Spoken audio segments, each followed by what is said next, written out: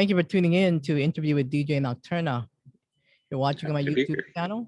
Please like, subscribe, share, comment. What's that? You meant them. Which one? I'm happy to be here too. Yeah, no, thank you.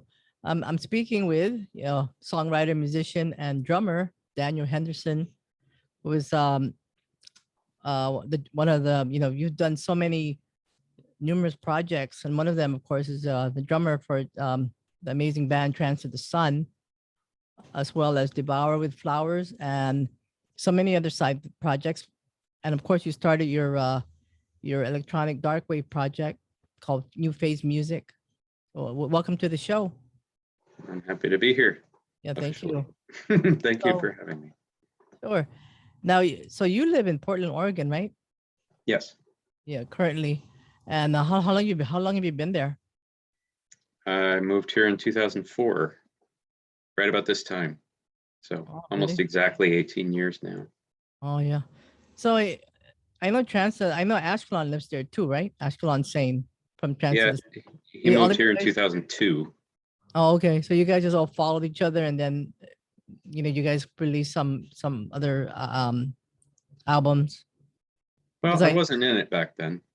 I'm not sure if I even knew about them. I had the Black Bible, and they were on that, but that was as close as we came then. I was a metalcore drummer. Oh yeah. In New York, playing heavy stuff. It was new metal era stuff, so it was very easy to play that stuff, and that's what I was doing. And then when that quit, I decided to up and relocate and get a master's in business and to move that forward career-wise. Landed here, did that, and then was just looking for something musical to do when I spotted there was a Cure tribute playing in Portland. I thought was really neat because I had grown up playing along with Cure songs in my basement in New York. Yeah. I lived in a small town. We didn't have enough musicians to make multiple bands. Like, you were lucky to find one for each role.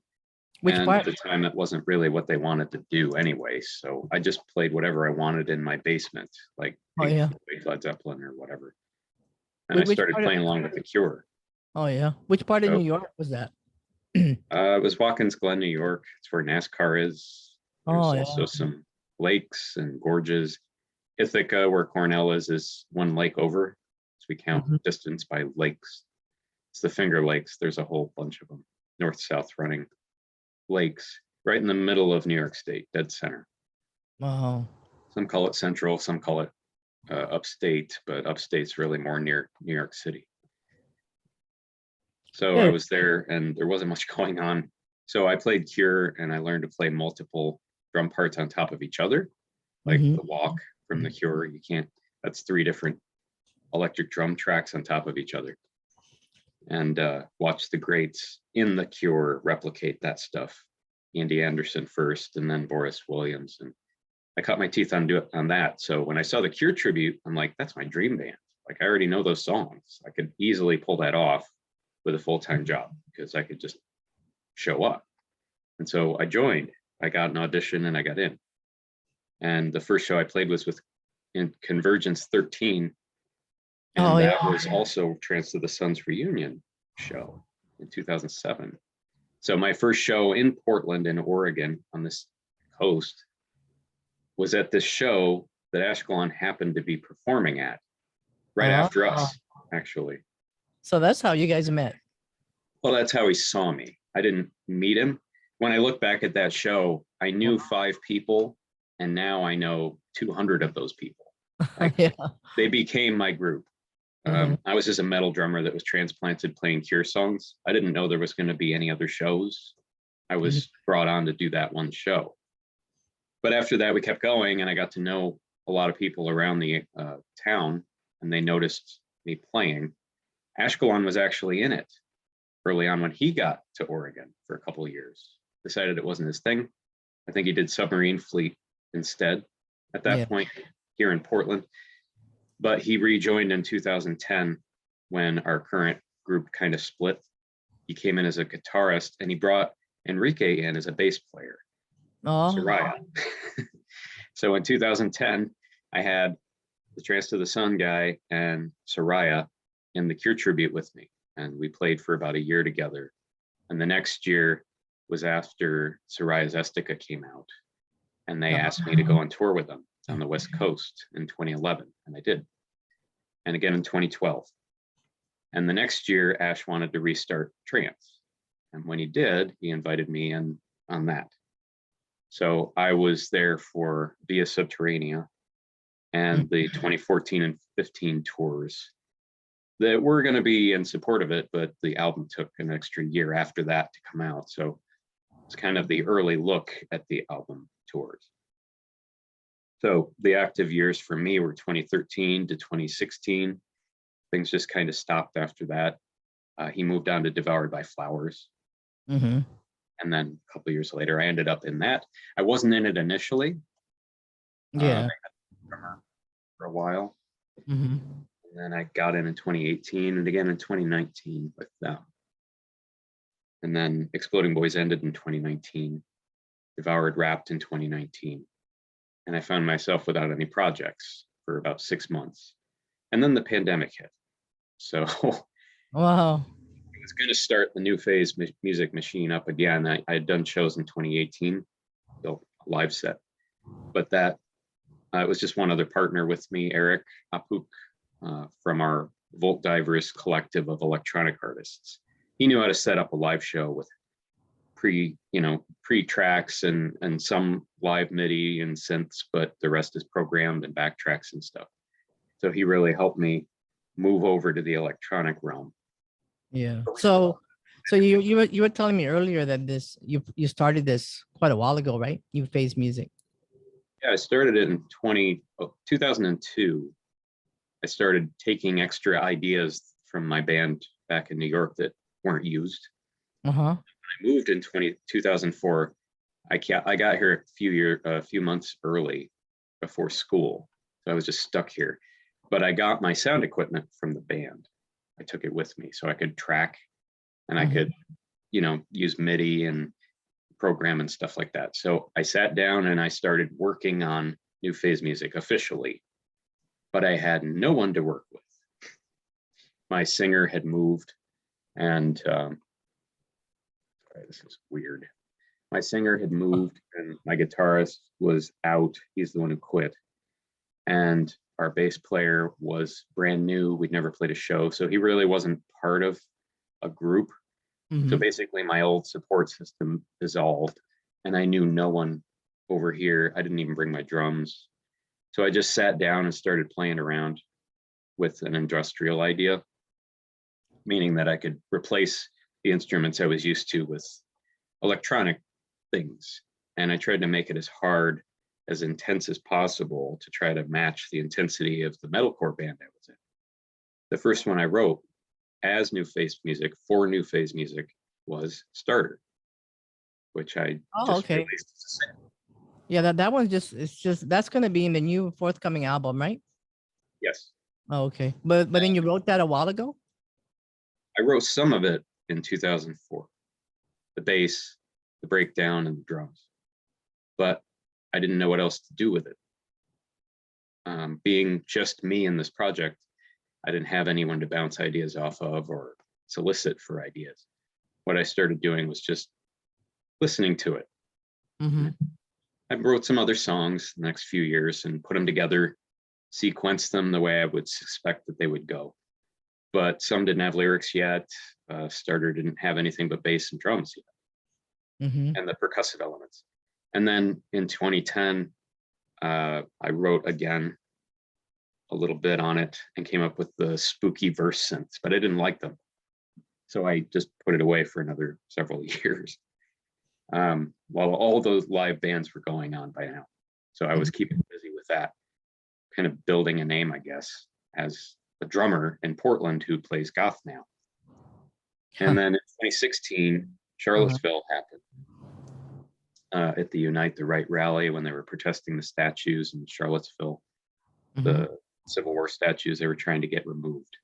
And some lunatics showed up, and the second day of the protest, I guess the day of the protest, after they had done their own We're White and Disgruntled thing with the tiki torches the night before. Someone showed up and rammed the crowd with a vehicle, killing one person, and then backed out of the scene. Was eventually caught. But I saw that, and then when I was working on the EP for Precedence, which grew entirely out of the Trump administration, I was inspired to write that entire EP from what was going on. It hit me that Starter had been about Charlottesville. Oh, wow. I just didn't know it yet. So it wasn't like it took 12 years to write it. It took 12 years to figure out what it was. I had an initial idea back when I wrote it that was terrible. I'm really glad I didn't do it. When that happened, I just laid it down. It was really easy. And it was like the missing piece. And once that happened, I felt like that album finally shifted into gear. Wow. It's like meant to be, right? Yeah, it's kind of like meant to be. Yeah, these things just take time. I'm not slow, I'm the only one writing. And when I started the project, I couldn't really write parts. It wasn't what I did. I arranged other people's parts. And I said, this works, this doesn't. If you put this in here, it could build up to the next part, or maybe consider putting another chorus here instead, or whatever. But I had pieces to move. So as a new project, the only thing I didn't have were parts. I could do everything else. I just didn't have any parts. So I had to write them. And that's what took me a long, long time to learn. But by 2016 or so, I had a pretty good idea of how to do that. And I also knew to just step back, things I'd learned from Trance, just let the song develop itself. You don't have to make it anything. You don't have any bar, you don't have any rules. What does the song want? And that helped. Just that time that I spent in the other bands really helped me put together how to construct my own stuff. Also do the changes, the dynamics shifts, and the intensity building the way I write songs and not the way the others do. So it just took a decade of thinking about stuff. So the presidents of it's spelled a little differently. People want to check it out. It's not the president like president. It's spelled the PRECEDENTS. The president, right, of the United States of America, and that's the debut album from FazeMusic. Okay. Yeah. The whole thing got written after the other album, but it was more timely. And for me, it was like a blink of an eye to start writing in late 2016 and release it in 2020 is a freaking miracle, because the other one's coming up on 20. It's just different. It's harder. It's harsher. There's less guitar parts because I wasn't writing for a 4-piece on any of those songs. And I knew that. So they're built differently than the other ones were. One song was from the early batch, though. I had written it a while earlier, and it became the theme of the EP. And that one was Carnival Junkie. That was kicking around for a while. It didn't quite fit on the other one. There were too many songs, but it was the catalyst that got the other one going. And the worse things got, the more songs I wrote. It was going to have 4 songs on it and ended up with 7. And so this one that you have now that you're releasing, the forthcoming album, is called The Dark Side of the Earth. And that one is that when are you releasing that one? Hopefully this year. Okay. And all how the drums many? are laid down? Most of the parts are there. There's a couple of guitar parts and a couple of vocal parts that I need to get done that aren't me. And that's the hang up, as it's always been. I've always left places for guests. I have to find the guests for those spots and get it done. I've gotten a couple already that are in the can. How many tracks is that? How many tracks you have? It's going to be 10 with a little interlude. Oh, okay. So I know that for this new album, you have for the starter, what's the name of the song? Start. Yeah. I know you have some remixes from Dan Milligan of the Joy Thieves and Rona, Rougeheart from SINE. And it was mastered by Colin from Slider and the Cell Studios. I met all those people through Sounds and Shadows, which is really awesome group on Facebook that basically Yeah, big shout out to rejuvenated my faith in the platform. It was just all positivity, and all sorts of people were involved and really open about talking about their experiences. So it got really easy to meet new people. And, you know, as they share their projects, you start, you know, thinking, I need collaborators. So it's yeah, like, that's the whole point about those things, right? That's really great. after about a year, I'd worked with Colin on the remix album of Precedence in 2021. He did a remix of Division by Zero, and it offered to master it at the time, like a lot of people I eventually realized will offer if they do their own production stuff. Uh-huh. And ended up going with Jeremy Wilkins, what is it? Below Sea Level Productions to master all of them. Mm-hmm. Air Parasols also did a remix on that one, and his group, it wasn't him, but it was someone working with him, mastered those. But I kept calling in the back of my head, and Starter is such a strange song. It's like, is it like Slaughterhouse Industrial? I didn't know what it was supposed to sound like, but I thought he might. So he actually helped put the final touches on it, and that he knew how he would produce it if he wrote it, because he writes a lot of dark, sinister stuff. So I was actually pulling on his artistic expertise as well as his production expertise to help wrap it up. And he did an excellent job. I was super happy with it. He mastered the other two, pulled them all together, and I'm just super happy with the way it came out. Yeah. So that's gonna be part of the album. And then you said this year, right? Yeah, hopefully early next year if things slide a little. So what's the origin for the name of your project, NewPhaseMusic? Well, it kind of it's pretty face value. It was a new period musically for me. Came about somewhat by accident, but grew on me a bit. I added music because eventually someone else in the trance realm, I think, came up with the idea of NewPhase being a good music band name. I did give them 16 years head start. So I added music at the end, made it one word, and nobody was doing that. So yeah, it's one word. Yeah, NewPhaseMusic, one word. Which I dug because I'm kind of robotic and dystopian myself. So yeah, and then I've thought about calling it something else, but can't think of anything. And I've always thought of bands becoming what they are, as far as what their name means. Like when I grew up, you know, you had Soundgarden, you had Jane's Addiction, you had Alice in Chains. I didn't know what any of that really meant, but I know that their songs, when I said their name, I know what that meant because of their music. Pink Floyd, you know what that means. You don't know what Pink Floyd means, but you hear the music and you're like, yeah, Pink Floyd, that music. So I thought, well, if I do this long enough, then NewPhaseMusic will take care of itself. It'll just be what he does, you know, whatever that is. And so I just kind of approach it like that. I don't think the name is going to carry me. I think what I do is going to carry me. And in the live realm too, when I get that started again, I think that's going to be a big piece of it. Starter was a taste of that. I think almost no one has seen it live. There were a couple hundred people, locals, that were at the two shows, but that's it. There was no visual imagery until the Starter video came out. So yeah, it literally is that, like the video, it's me doing everything. So a lot of that will get to the stage and the rest of it will be other people there to help with it.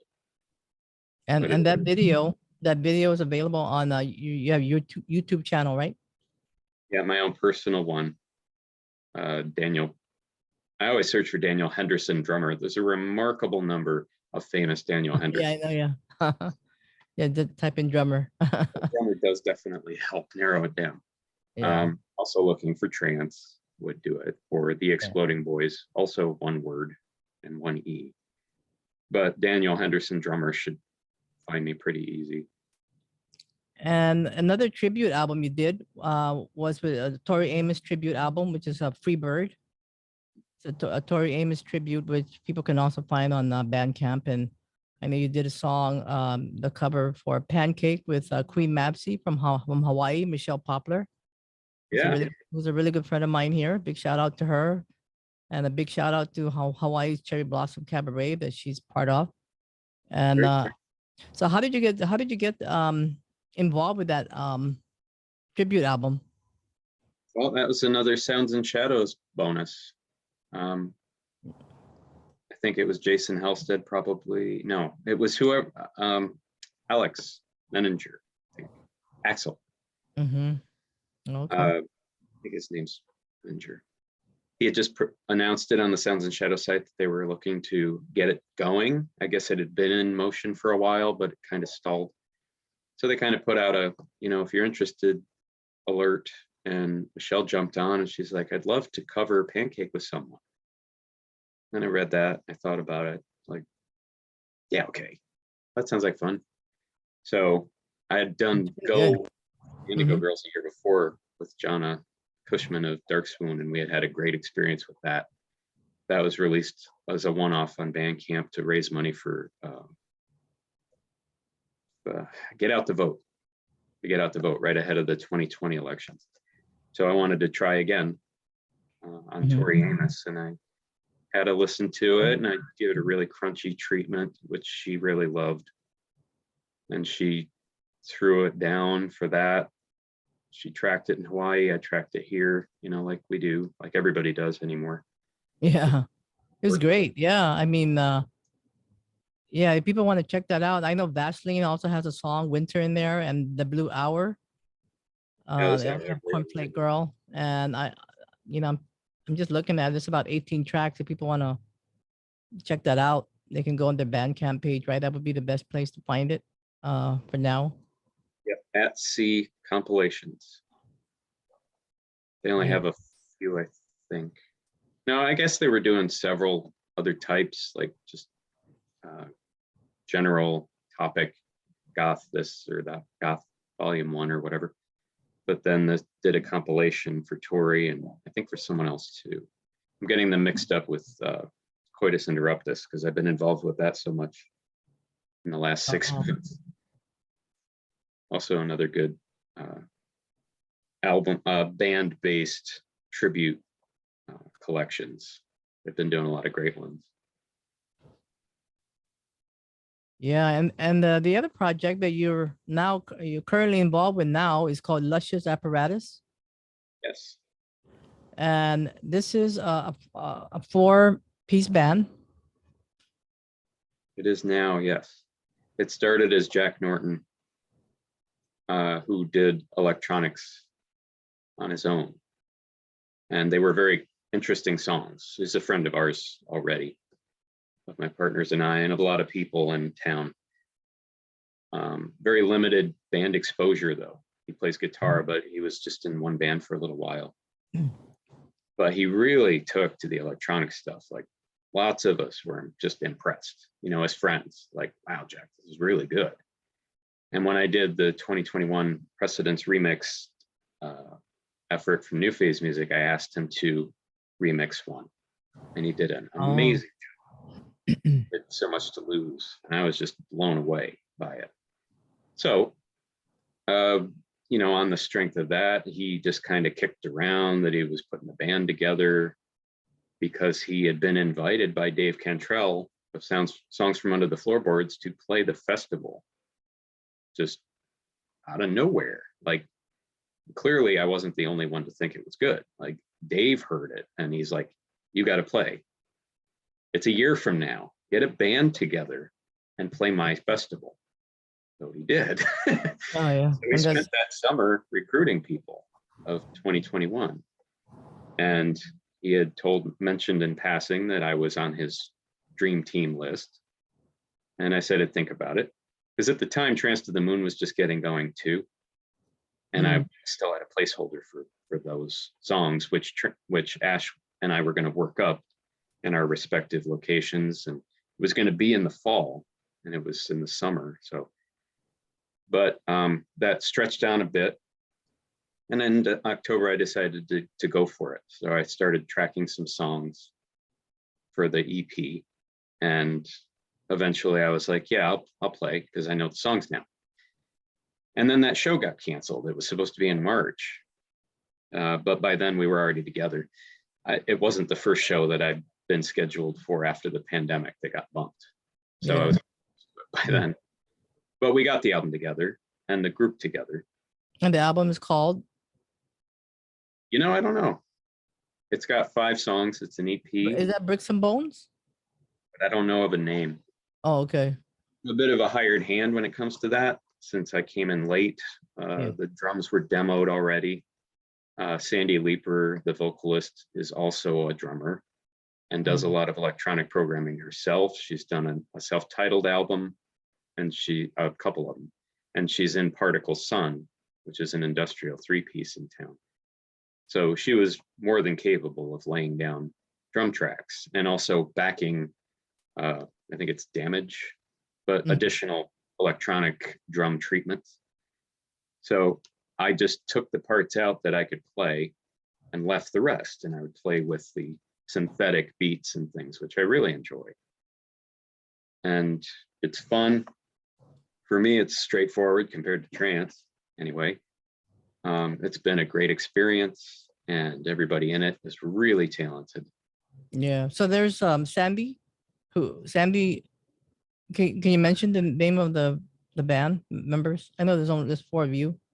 There's 4 of us. Sandy Leeper, who I met in Devoured by Flowers because she was briefly a keyboard player for them in 2018 or 2019. Sorry. So I got to know her. And then after a couple of gigs, she was in school at the time, so she had to drop out. We were a 4-piece for the rest of 2019, but I got to know her then. And just was talking to her about this and that. NewPhaseMusic, guest vocals came up. And then I heard that she had been drafted into Luscious, and I was really excited about that. I thought it would be a great pairing with Jack, the way their skills meshed. They both had some experience in electronic, but otherwise were in realms outside of that could add to each other. And she wanted to take a lead vocal role. She had had enough of doing her own thing at the time. So she was ready to be a front person. And she's just very prolific with her parts. They both are. Yeah. So she filled in bits that weren't there already for these, I think, as demos. I think initially they weren't sure if they'd get a drummer, so they did a really nice job on that. And then I came in and kind of messed things up. But I'm used to taking demos that were programmed and playing them. So it was easy for me to integrate, and I just matched everyone else's rough mixes and sent my parts in. It's a very much do it at home, send it in, and we'll put it together type situation with them. And it's been working really well. Yeah. And the guitarist is Kate Huckle, I think. Yeah. She came in from Seattle, and she hasn't played in 20 years. She was playing punk last time she was on stage, but man, she can lay down some shoegaze guitars like nobody. Wow. So she's doing these beautiful shoegaze guitar layers over the top with an occasional arpeggiated part or something like that. Jack did some of them, and she did a lot of the atmospheric stuff. We're still working out who might play what. So it's kind of like electro gaze, shoegaze, noir pop, kind of like that genre. Yeah, it's got influences as diverse as Garbage, which is a huge influence of Sandy's, and I can tell by the way she structures her parts. Butch Vig being such a big piece of that, the drums being a huge piece of Garbage, and she has a lot of Shirley's inner workings, I guess. I think they're very kindred spirits. Yeah, she brings that aggression and variety to her vocals, or the dynamics and the passion, and also an industrial kind of thought about it all in the back of the head.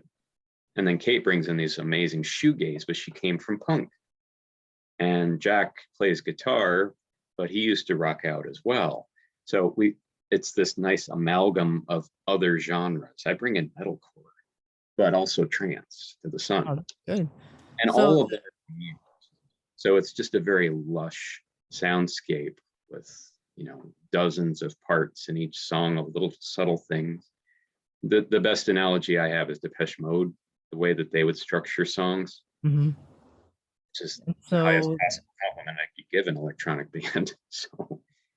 so the first single, you guys released that already, Infiltrate. Yeah, in January. And And then on then the I 7th, know there's a cover there, right? From Love and Rockets. yeah. That That's was, gonna be. I think that came up late last year when we were tracking the other ones. So in February, I think we tracked that one, and that came out in May. And then the Bricks and Bones, the second single, also came out at the end of May. Oh, okay. So the album will be coming out soon. We're aiming for ahead of the July show with Curse Mackey. Oh, So we've got 3 left. They're pretty much done, but they need to be mixed and mastered and everything. So all right. Well, I'm looking forward to the album release. Was that? we'll be playing them either way. So Yeah. I'm looking forward to the release. It sounds like a really good piece. Look at like a good collaboration. And if people want to, you guys are also on Bandcamp. If people want to check out your music and Luscious Apparatus, how do they? I know you have a band. I know you're on YouTube. yeah, YouTube, Bandcamp, just Luscious Apparatus, bandcamp.com. All streaming platforms, Yeah, I'll do a link. I'll put a link on the bottom of the interview. Yeah, for the people want to check that out. Sounds like a really you have any are you looking forward to any what do you have any plans for New Phase Music down the road? After this album, I think I'm ready to just do collaborative writing. I Yeah. think I've done enough on my own with filling in some blanks. I think I'd like to explore writing with other people from the get-go more. Like, who throws an idea, who wants to help out, who writes what. I'm happy to work the way I was, where I draft something with some holes in it for other people, but I'd just as soon be cool, like working with a vocalist who hands me some lyrics and Yeah. I write a song around that, because I've done that. And that was fun.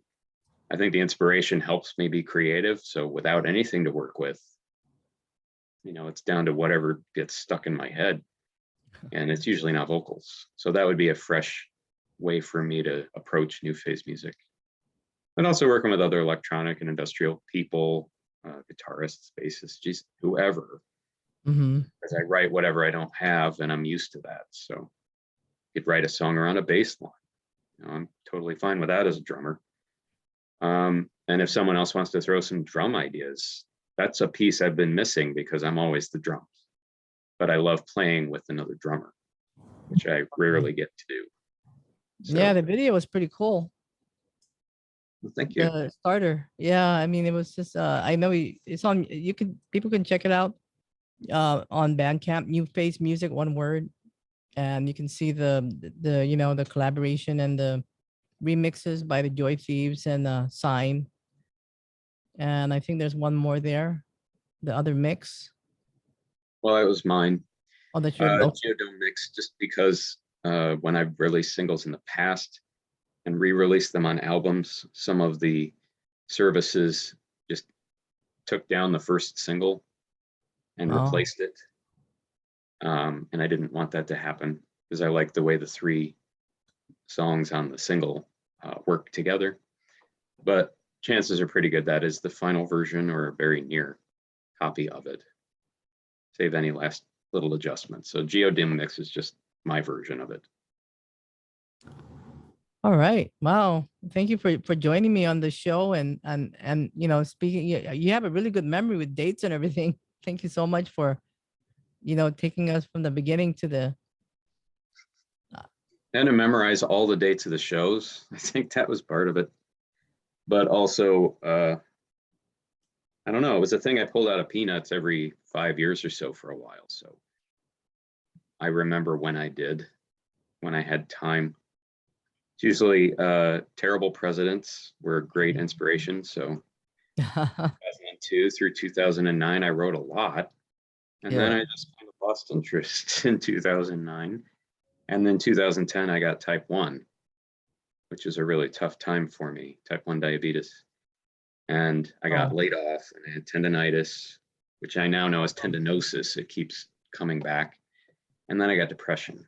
So on top of all that. So that year, I wrote a couple of angry songs, one of which was Carnival Junkie, actually. And then I cheered up and got away from it again until 2016. Things got terrible again.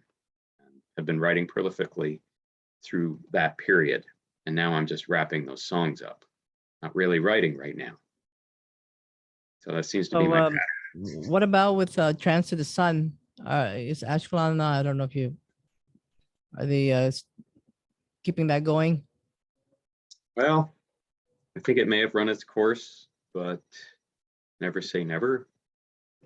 I love Trance to the Sun. I also love Trance to the Moon. Yeah, Trance to the Moon kind of grew out of it as being a bit too different to continue down that path, but we brought Monet on, who's now in the band, who was in the band Nick's Division, and that band just took right off. And Monet chose which ship they were going to be on, so that is what it is. There are a couple great tracks out there. There's a couple of EPs that basically Monet and Ash did because I wasn't a part of it yet. And a great cover of Love of the Masses from, the band, dang it, Killing Joke, on a compilation last year that I was on. So that's the one Trance to the Moon song that I'm on right now, is on a compilation. Oh, I have to go get a copy of that. You got to send that to me. That's a great one too. It's another Coitus Interruptus compilation. Okay. So I ended up on that last October, and then again on the Tones on Tail and Love and Rockets comp with a different band about 5 months after that. So okay, that's why I'm thinking about that label so much. And then in the middle, the At-Sea comp happened too. So lots of comps. But yeah, if you go to the Coitus Interruptus Bandcamp page, they just post them in sequence. They've done one by Fad Gadget. They just put one out with Mark Allman's band. Dang it. Soft Cell. Oh, yeah. Okay. We'll check that out. Really good. Yeah, and ours is back in October, I think. Joy Thieves was on that. I think that's the first time I actually heard them. They were on the track right after us with Aya Toya, who's an amazing vocalist. Mm-hmm. Oh, yeah. Money is not our God, I believe. Yeah, so thank you so much for joining me, and we'll check that out. And we look forward to the next NewPhaseMusic, and of course your new Luscious Apparatus, and looking forward to the album.